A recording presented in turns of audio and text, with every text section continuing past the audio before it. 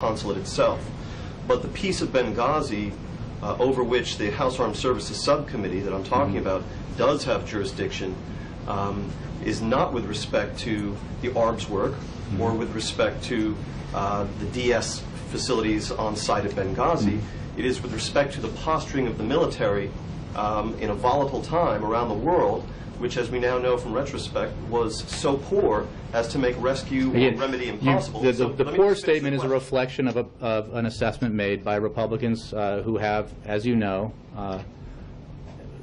attempted, unfortunately, to make this a partisan issue. And I would simply say when it comes to, and I know that we're creating an exchange here for Fox, and I'm mindful of that, but allow me to suggest that questions about the posturing of defense forces are usually better addressed at the Pentagon. My question to you, Jay, is, first of all, what we're engaged in here is not for Fox, it's for the record. And the fact that the posturing was such that it made remedy or rescue in that situation impossible is not a conclusion solely of the House Armed Services Committee or of Republicans.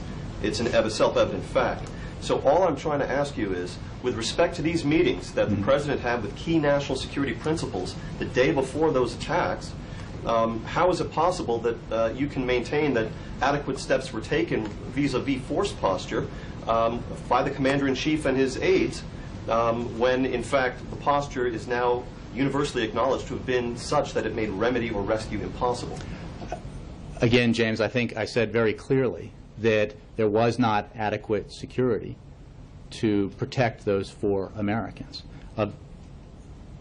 And the President has been absolutely clear and forthright about that, as have the numerous investigators who have looked into this, including, of course, the Accountability Review Board. I think when it comes to how the U.S. military positions its assets, again, that is a question best answered by the Department of Defense and by commanders. But you get no argument here from the suggestion that there was not adequate security there. That is self-evident, as you said. And the administration's cooperation with investigations here has been exhaustive.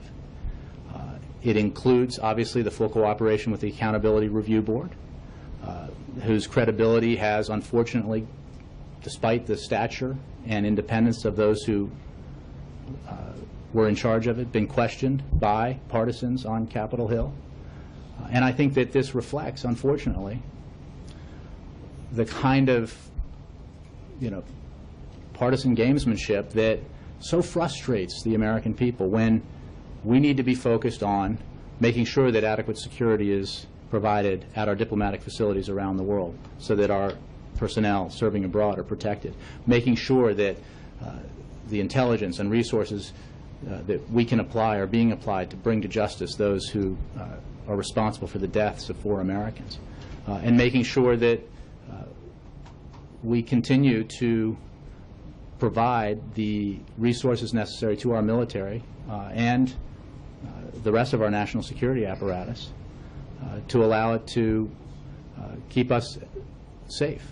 And that's what this President's committed to, and that's reflected in everything he does and says about this issue. I think. Would you be willing to make any of those documents associated with that press release available, as you did with the Susan Rice talking points?